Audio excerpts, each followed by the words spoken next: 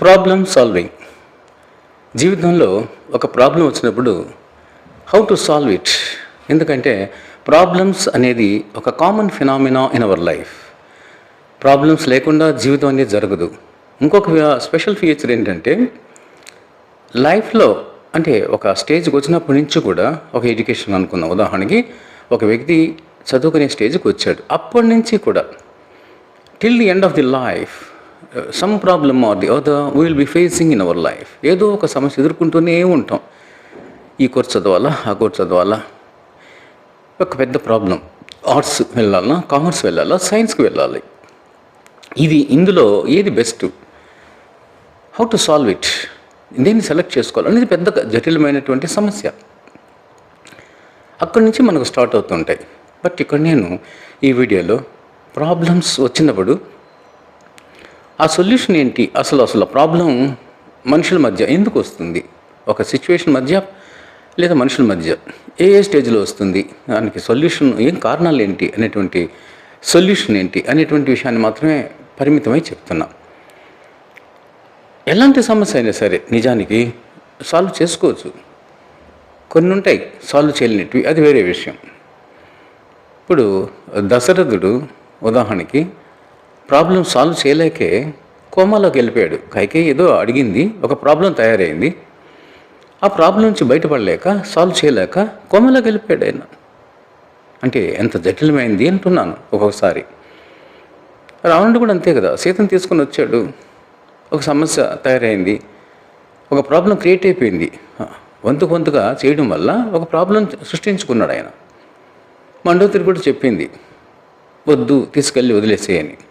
ఎందుకంటే తన హస్బెండ్ చాలా గొప్ప వ్యక్తి, తనను తీసుకెళ్ళి వదిలేసేయని చెప్పింది. అతను ఇప్పుడు తీసుకొని వదిలి మళ్ళీ డ్రాప్ చేసి రావాలంటే అతని వ్యక్తిత్వానికే కాదు, గొప్పతనానికి కూడా అది తీరని లోటు, భంగపాటు అవుతుంది. అందుకని ఏం చేశాడు, ఎలా సాల్వ్ చేయలేక అలా సైలెంట్గా ఉన్నాడు. కాలమే పరిష్కారం చేసింది. ఆ తర్వాత అది తెలిసిన విషయమే. కృష్ణుడు కూడా అంతే కదా, యుద్ధం అనేటువంటి సమస్య ఆవిర్భవించింది. ఆ యుద్ధం ఆవిర్భవించినప్పుడు దాన్ని మనం అంతటితో నిలిపే వలన యుద్ధం స్టార్ట్ కాకుండా, లేకపోతే పురుకొల్పాలన అర్థం కాలేదు. ఎంతెంతో ప్రయత్నం చేశాడు, యుద్ధాన్ని ఆపాలని అనుకున్నాడు. కానీ ఏం జరిగింది, ఆపలేకపోయాడు, పరిష్కారం చేయలేకపోయాడు ఆ సమస్యని. కృష్ణుడు ఆఖరికి గాంధారి శాపానికి కూడా గురైపోయినాడు. ఆ విషయం తెలిసింది. అంటే కొన్ని సమస్యలు ఉంటాయి సాల్వ్ కాలేనిటివి, మన చేతుల్లో లేనిటివి, బియాండ్ అవర్ కంట్రోల్. అవి కాలమే పరిష్కారం చేస్తుంది అలాంటి సమస్యల్ని అని పెద్దవాళ్ళు చెప్తారు. It's a fact. మనకు ఎందుకు 2-3 ఎగ్జాంపుల్స్ ఇచ్చానంటే పురాణాల నుంచి, మన ఎపిక్స్ నుంచి. కారణం అదే, పరిష్కారం చేయలేని సమస్యలు కూడా ఉండొచ్చు, బట్ అవి కాలమే పరిష్కారం చేస్తుంది వాటిని అనేది ఒక ఫ్యాక్ట్. బట్ ఏదైనా కూడా సరే, where there is a will there is a way. మనసు అనేది ఉంటే మార్గం ఉంటుంది, ఏదో విధంగా పరిష్కారం చేయొచ్చు. అయితే జనరల్గా హ్యూమన్ లైఫ్కి వద్దాం. హ్యూమన్ లైఫ్లో పరిష్కారాలు, సమస్యలు ఎక్కడెక్కడ వస్తున్నాయి అంటే అట్ డిఫరెంట్ స్టేజెస్. ముఖ్యంగా మన హ్యూమన్ రిలేషన్స్, మనుషులతో, ఇతరులతో, బయట వాళ్ళతో, హ్యూమన్ బీయింగ్స్తో మనం ఏర్పాటు చేసుకునేటువంటి రిలేషన్స్లో ప్రాబ్లమ్స్ వస్తుంటాయి. బంధువులు కానీ, స్నేహితులు కానీ, కలీగ్స్ కానీ, తెలిసిన వాళ్ళు కానీ, నైబర్స్ కానీ, వాళ్ళతో కూడా కొన్ని విపరీతమైన సమస్యలు వస్తుంటాయి. అయితే ఇక్కడ ప్రాబ్లమ్స్ ఇన్ హ్యూమన్ రిలేషన్స్ అనేదాన్ని నేను ఒక సపరేట్ వీడియోలో, అంటే human relations and interpersonal skills అనేటువంటి ఒక సపరేట్ వీడియోలో general human relations and work లైఫ్లో ఉన్నటువంటి హ్యూమన్ రిలేషన్స్, ఇంటర్పర్సనల్ స్కిల్స్ అనేటువంటి వీడియోలో చెప్తాను. పోతే నెక్స్ట్ ఇంపార్టెంట్ స్టేజెస్ ఏంటివి, ప్రాబ్లమ్స్ మనకు అరైజ్ అయ్యేటివి, డొమెస్టిక్ లైఫ్, ఈ డొమెస్టిక్ అఫైర్స్, ఇంటికి సంబంధించినటువంటివి, వాటిలోనూ ఎంప్లాయ్మెంట్ అండ్ జనరల్ అఫైర్స్, నిత్య జీవితంలో వచ్చేటువంటి 3వ రకం. ఫస్ట్ ఇదేంటి, డొమెస్టిక్ అఫైర్స్. డొమెస్టిక్ అఫైర్స్ అంటే ఎక్కడ, ఎవరితో, వైఫ్ అండ్ హస్బెండ్. ఇంట్లో ఎవరుంటారు, ఇంట్లో వైఫ్ హస్బెండ్, పేరెంట్స్కి చిల్డ్రన్లో వాళ్ళకి మధ్య, brothers sisters, vice versa. So ఇక్కడ మెయిన్ అంటే ఇంట కలిసి రచ్చగలగాలి. First of all, you have to be successful. You have to get through each and everything in your domestic life, first of all, and then outside. So domestic లైఫ్లో మనం ముందు విజయం సాధించాలి, మనశ్శాంతిని పొందాలి. ఎందుకంటే ఇక్కడ మనశ్శాంతిని పొందలేనప్పుడు, ప్రాబ్లమ్స్ని సార్ట్ అవుట్ చేసి హ్యాపీగా ఉండలేనప్పుడు, బయట సమాజంలో ఉద్యోగం ఒక చోట కావచ్చు, లేదా స్నేహితులతో కావచ్చు, బంధువులతో కావచ్చు, అవుట్ సైడ్ సొసైటీలో బయట ఎలాంటి ప్రాబ్లమ్ని సాల్వ్ చేసుకోలేము. ఇక్కడ సాల్వ్ చేసుకోలేకపోతే డొమెస్టిక్ ప్రాబ్లమ్స్ని, ఇక్కడ వైఫ్ అండ్ హస్బెండ్ ఇద్దరి మధ్య వస్తుంటుంది డిఫరెంట్ ఆస్పెక్ట్స్ మీద. అది చాలా వాస్ట్ థింగ్. నేను ఊరికే బ్రీఫ్గా చెప్పి అసలు ప్రాబ్లం ఎందుకు వస్తున్నాయి, ఎందుకు సాల్వ్ చేసుకోలేకపోతున్నారు అనేటువంటి విషయాన్ని పరిమితం అవుతున్నాను.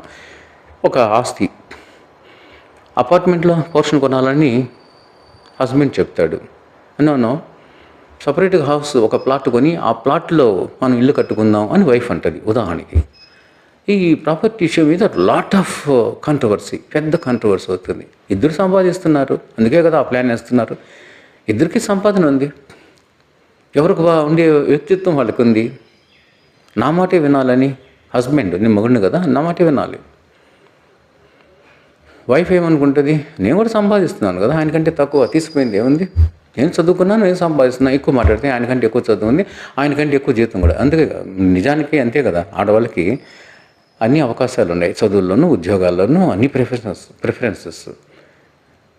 వైఫ్ అండ్ హస్బెండ్లో ముందు వారికే వస్తుంది ఉద్యోగం. 2 ఏళ్ళకో 3 ఏళ్ళకో 4 ఏళ్ళకో 5 ఏళ్ళకో కూడా నిదానంగా కూడా వస్తుంది మగవాడికి ఉద్యోగము. గవర్నమెంట్ జాబ్ రాని పరిస్థితిలో ప్రైవేట్ జాబ్. సో వాళ్ళకి శాలరీ ఎక్కువ, సో నాకు జీతం ఎక్కువ, నేనే సీనియర్, నా మాటే వినాలి అని వైఫ్ పట్టుదల. ఇట్స్ క్వైట్ నేచురల్, అందులో తప్పే ఉంది. సో అలాంటి ఇష్యూ లేదు. ఒక పిల్లల మ్యారేజ్ విషయంలో ఘర్షణ పడతారు. భర్తకు ఒక దారి, భార్య ఒక దారి. ఇద్దరు ఏంటంటే నా మాట వినాలని ఇతను, నా మాట వినాలని ఆవిడ. జస్ట్ ఉదాహరణకి ఎలాంటి వైఫ్ అండ్ హస్బెండ్ మీద వస్తున్నాయి ప్రాబ్లమ్స్, ఘర్షణలు, ప్రాబ్లం తయారవుతుంది. అండ్ పిల్లలు చదువుల విషయంలో లేదు, వాళ్ళ కెరీర్ విషయంలో, చదువుల్లో ప్రైవేట్ ఆర్గనైజేషన్లో చదివించాలి అని భార్య చెప్తుంది. డిగ్రీ వద్దొద్దు భర్త చెప్తాడు, అవసరం లేదు, waste of money, 10th and intermediate వరకు మనం చదివించాం, 12 సంవత్సరాలు ప్రైవేట్ ఆర్గనైజేషన్లో, ప్రైవేట్ స్కూల్స్లో, కాలేజీలో చదివించాం, చాలు. ఎందుకంటే ఒక ఇంటలెక్చువల్ క్యాలిబర్ కానీ, లేకపోతే మెచ్యూరిటీ కానీ, ఈవెన్ అండర్స్టాండింగ్ కానీ, అన్నీ కూడా ఆల్ దిస్ వర్చ్యూస్ +2 వరకే. సో అక్కడ ప్రైవేట్ ఇన్స్టిట్యూషన్లో బాగా వాళ్ళని షేప్ చేశారు, చాలు. ఇప్పుడు 17 సంవత్సరాలు దాటింది, 18వ సంవత్సరంకి వచ్చారు.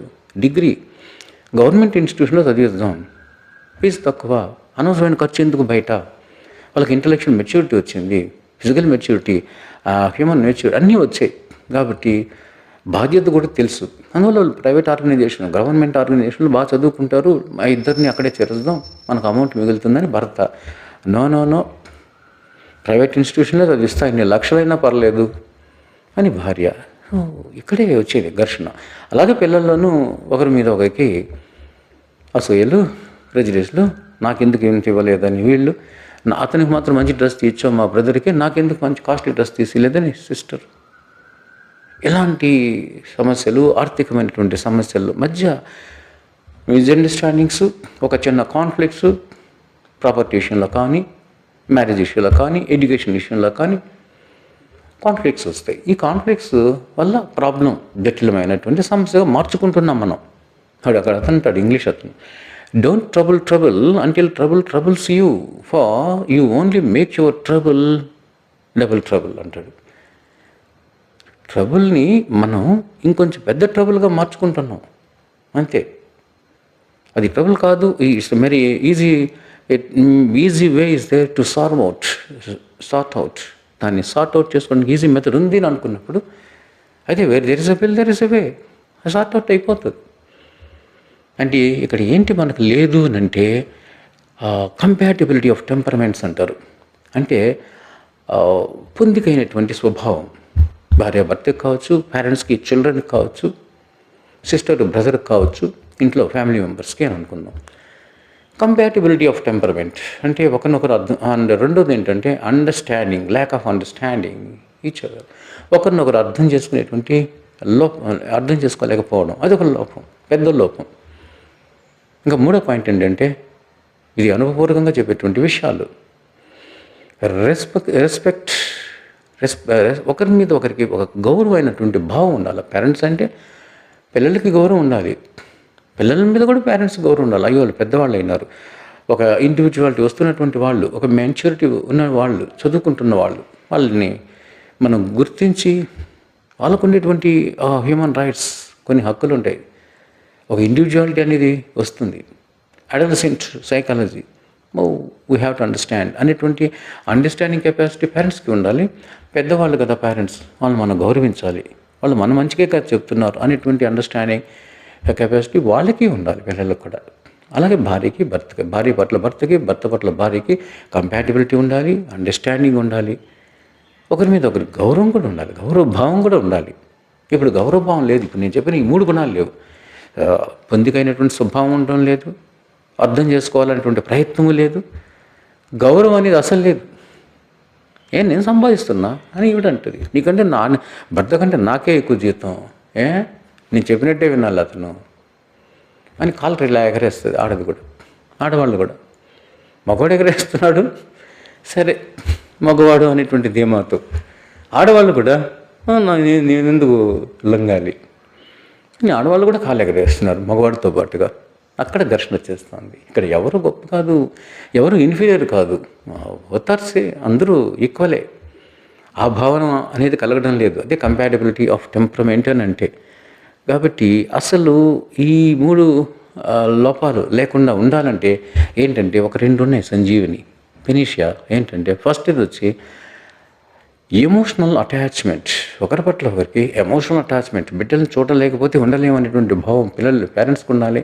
అయ్యో మా నాన్న ఎప్పుడు వస్తాడు, క్యాంపెయిన్ లేడీ రాలేది, మా నాన్న కోసం ఎదురు చూసేటువంటి అటాచ్మెంట్, ఫాదర్ మీద అఫినిటీ, ఆ అనుబంధం, ఆత్మీయత అనేటువంటిది. దీన్ని ఏమంటారంటే ఎమోషనల్ అటాచ్మెంట్ అంటారు ఇంగ్లీష్లో. వైఫ్ పట్ల భార్యకి, భార్య పట్ల వైఫ్కి ఎమోషనల్ అటాచ్మెంట్ ఉండాలి. పేరెంట్స్ పట్ల పిల్లలకి, పిల్లల పట్ల పేరెంట్స్కి ఎమోషనల్ అటాచ్మెంట్ ఉండాలి. అండ్ వీటన్నిటికంటే మించి ఇంకొక ముఖ్యమైన ఫైనాన్షియల్ సంజీవని ఏంటంటే కాంప్రమైజ్. ఎప్పుడైతే నీలో అటాచ్మెంట్ ఉందో, కంపాటబిలిటీ ఉందో, డెఫినెట్గా సమస్యలో ఏం చేస్తామంటే కాన్ఫ్లిక్ట్ని పెంచుకోకుండా కాంప్రమైజ్ అయిపోతావు, రాజీ పడిపోతావు. సరేలే వారిని చెప్పినట్టు ఏందామని ఇతను అనుకుంటారు. లేదు భర్త అభిప్రాయం ఇది, ఎందుకు ఆయనతో మనం కాన్ఫ్లిక్ట్ అవ్వాలి, ఘర్షణ పడాలి, వద్దు ఆయన చెప్పినట్టు ఏందాం అనేటువంటి భావం ఈవిడికి. అది ఆ కాంప్రమైజింగ్, స్పిరిట్ ఆఫ్ కాంప్రమైజ్ అంటారు. అది ఇతనికి ఉండాలి. ప్రాబ్లం అనేదే లేదు, ఇట్స్ ఎ వెరీ సొల్యూషన్. వాటికి 2 సొల్యూషన్స్ చెప్పాను కదా. ఒకటి ఏంటంటే emotional attachment you have to develop.